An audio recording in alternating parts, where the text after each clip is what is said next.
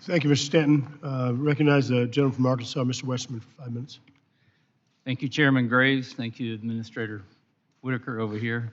I want to follow up with my colleague, Mr. Perry's line of questioning. I know your whole testimony was basically about safety, and we all want safe airports.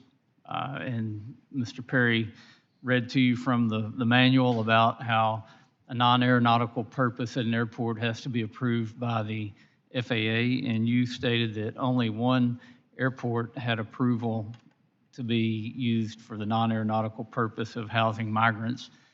Would you like to correct that answer, or is that the answer you want to stick by? To my knowledge, and this is not an issue that I've only been there 3 months, not an issue I've spent much time on, but to my knowledge, there was only one application. It's also my understanding that applications are only involved if it's behind security. So other properties on airports don't come through our office for approval. It's really just behind security properties. So it's well documented that many airports have been used for this purpose.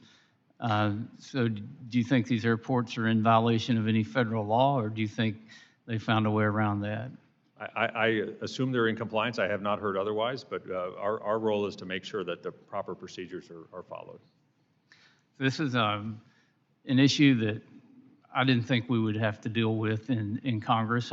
I chair the Committee on Natural Resources, and we've got a similar issue with National Park Service land, where the administration has approved use of National Park Service land to build migrant shelters, which that's kind of crazy that you would think that that would even be an issue, but it has happened. And in researching the process, how that happens, it appears that maybe Secretary Mayorkas had a lot more to do with that than even the DOI secretary. Are you aware of any meetings between Secretary Mayorkas and Secretary Buttigieg to discuss issues of using FAA or using airports to house migrants? I am not aware of any, no.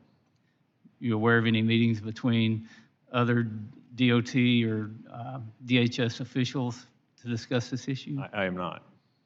Have you been in any meetings regarding this, or phone calls?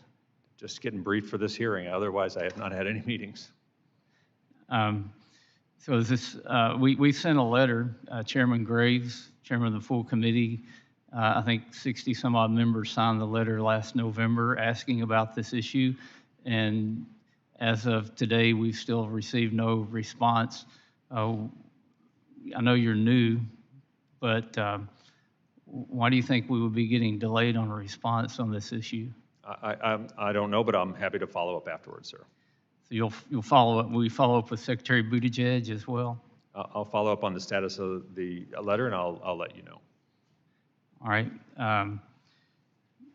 It's amazing that this is something that's been very well documented in the news, and there seems to be no response from the administration. And you, I know you're new again, but you have no real knowledge of what's going on here or the rules associated with it.